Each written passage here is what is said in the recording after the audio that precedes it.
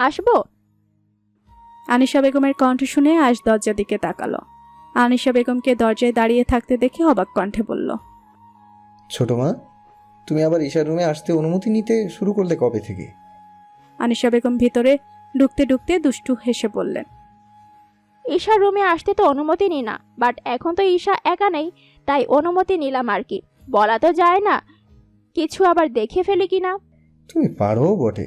আচ্ছা, খাবার নিয়ে এসেছো ঈশার জন্য? শুধু ঈশার জন্য নয়, তোর জন্য এনেছি। ঈশাকে খাইয়ে দেওয়ার পাশাপাশি নিজেও খেয়ে নিবি। আচ্ছা ঠিক আছে, তুমি ওইগুলো সেন্টার টেবিলের ওপর রেখে যাও। আচ্ছা, আমি রেখে চলে যাচ্ছি, তোরা খেয়ে নিস।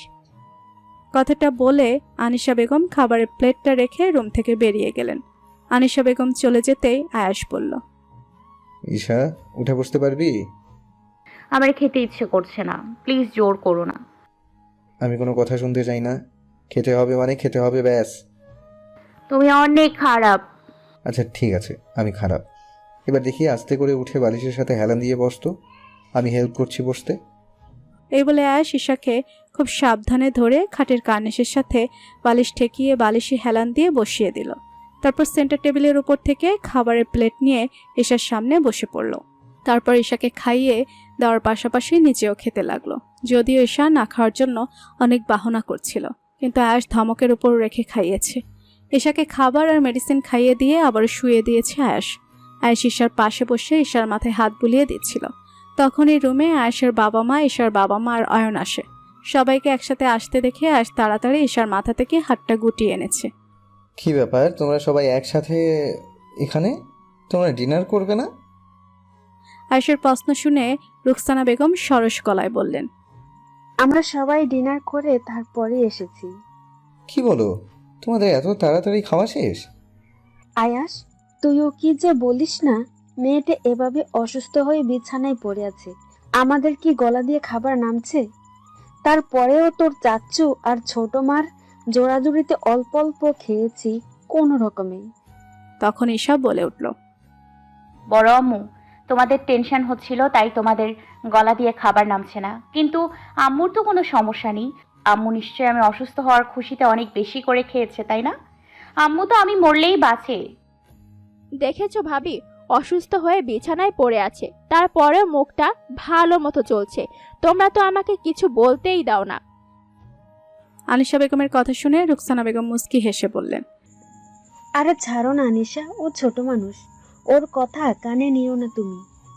তখনই রায়হান মাহমুদ আদুরে গলায় বললেন, ঈশা মামনি, এভাবে বলতে নেই। আর কখনো মরার কথা বলবি না, পাগলি মেয়ে। বাবা মা কখনো সন্তানের মৃত্যু কামনা করে? হয়তো ভুল করলে একটু বকে, কিন্তু কখনো সন্তানের অমঙ্গল কামনা করে না, বুঝেছিস?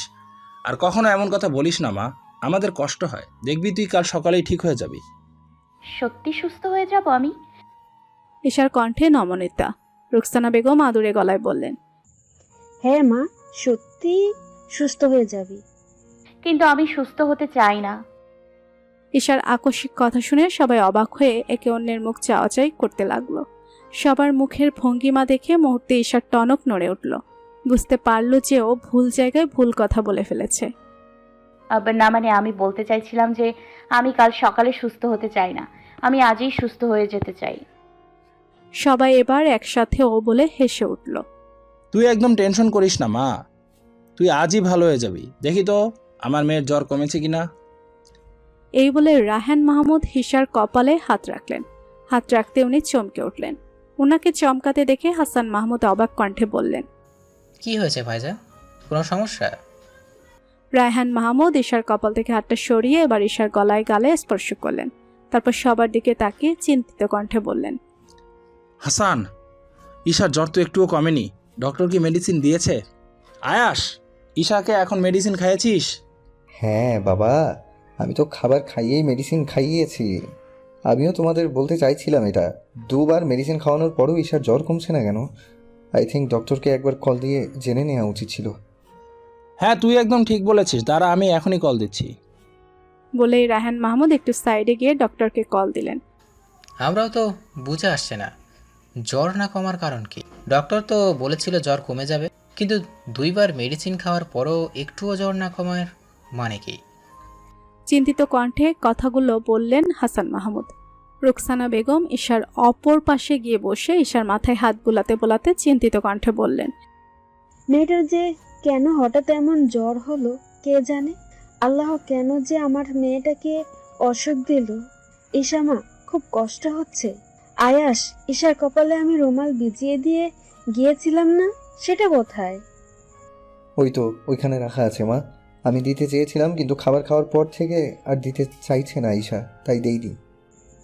ইস মা, না দিলে কি করে হবে? তোর যে এখনো জ্বর কমেনি, রুমালটা ভিজিয়ে দিয়ে রাখলে চোখে ভালো লাগবে।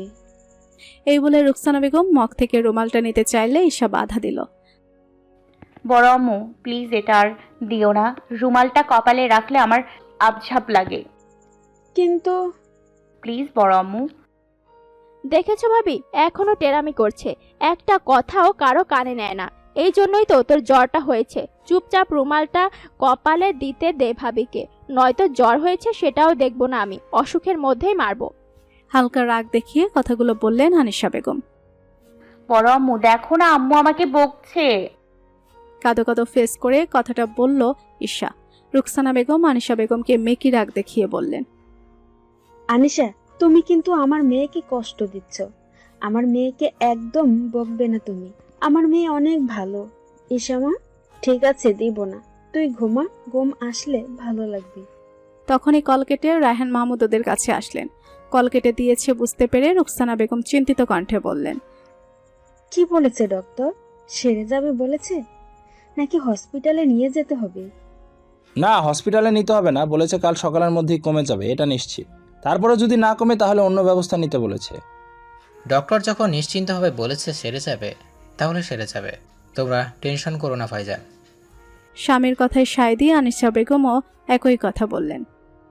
হ্যাঁ ভাইজান, ঈশার আবু ঠিকই বলেছে। ডক্টর যখন বলছে টেনশনের কোনো কারণ নেই, আর ভাবি তুমিও টেনশন করা বন্ধ করো। দেখবে কাল সকালে ভালো হয়ে তোমার আদরের মেয়ে আবার সারা বাড়িতে লাফালাফি করবে। আম্মু আম্মু আমি লাফালাফি করি? আনিশা, তুমি আমার মেয়ের নামে একদম অপবাদ দিবে না। আমার মেয়ে মোটেও লাফালাফি করে না, ও তো লক্ষ্মী মেয়ে। বলেই রুকসানা বেগম ঈশার কপালে একটা চুমু এঁকে দিলেন। ঈশা খুশি হয়ে বলল, দেখেছো বড় আম্মু আমাকে কত ভালোবাসে। তুমি আমাকে একটুও ভালোবাসো না আম্মু। আমার তোমার মেয়ে হওয়াটাই উচিত হয়নি, আমার বড় আম্মুর মেয়ে হয়ে জন্মানোটা উচিত ছিল, তাই না বড় আম্মু? রুকসানা বেগম মুস্কি হেসে বললেন, তুই তো এখনো আমার মেয়ে। কে বলেছে তুই আনিশার মেয়ে?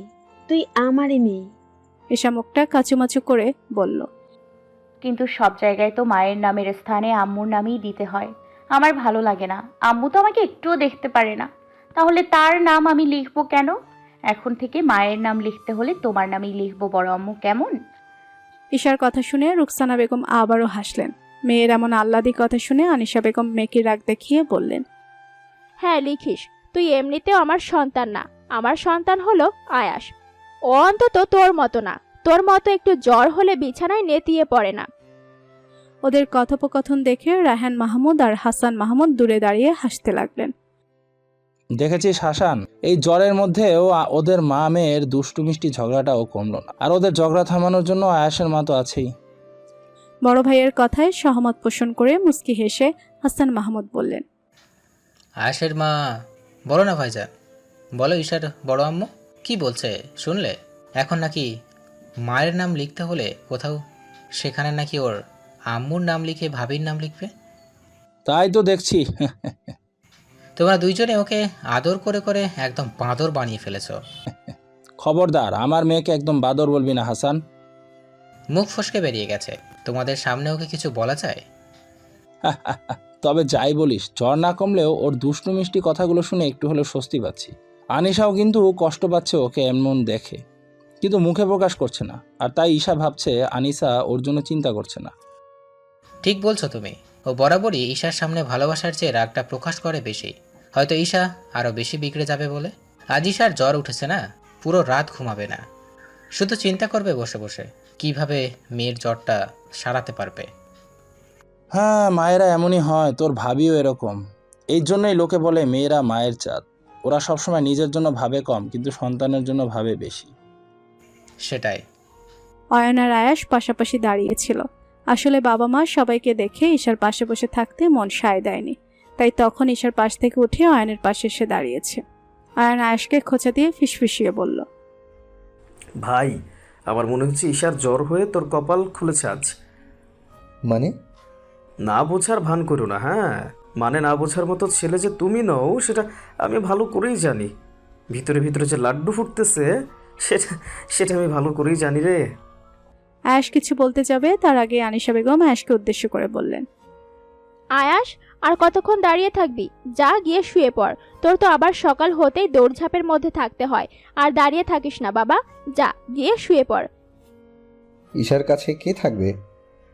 আয়েশের কথার প্রত্যুত্তরে আনিশা বেগম কিছু বলতে যাবে তার আগে রুকসানা বেগম বলে উঠলেন, ঈশার কাছে আমি থাকবো, তুই রুমে যা। আর তোমরাও সবাই চলে যাও, ঈশার কাছে আমি আছি। কিন্তু ভাবি, তুমি রাতে না ঘুমিয়ে থাকলে তো শরীর খারাপ করবে। তুমি চলে যাও। ঈশার পাশে না হয় আজ রাতটা আমি থেকে যাব। কারো থাকতে হবে না, তোমরা সবাই যে যার রুমে যাও। ঈশার কাছে আমি আছি, প্রয়োজন হলে তখন ডাকবো তোমাদের।